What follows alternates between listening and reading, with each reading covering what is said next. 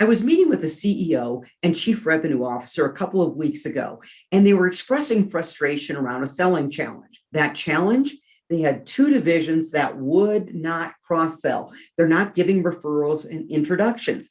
Now, this is even after they've had the rah-rah sales meeting where everybody shakes their head up and down and they agree, we are leaving a lot of money on the table.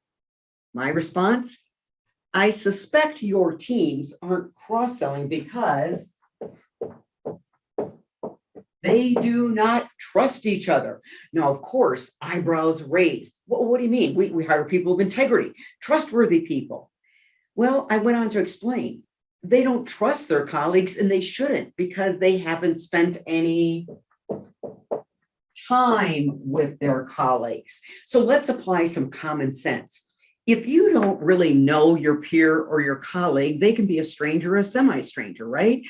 And are you really going to bring a stranger into your biggest and best account? The answer is probably no. That would be like taking a first date home to meet the parents. It's not going to happen. But let's unpeel this. Let's unpack this a little bit because what's the reason we aren't taking the time to build trust and build relationships?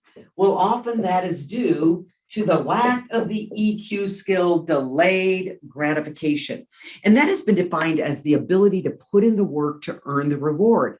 And in this case, putting in the work of time to get to know my colleague personally. Do I even like this colleague? Getting to know them professionally.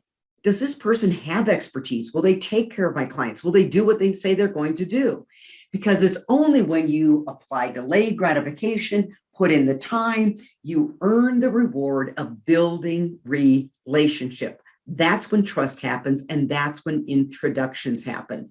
So if you're having a little bit of trouble with your team's cross-selling, I suggest you look no further than talking about the topics of trust, time, and delayed gratification.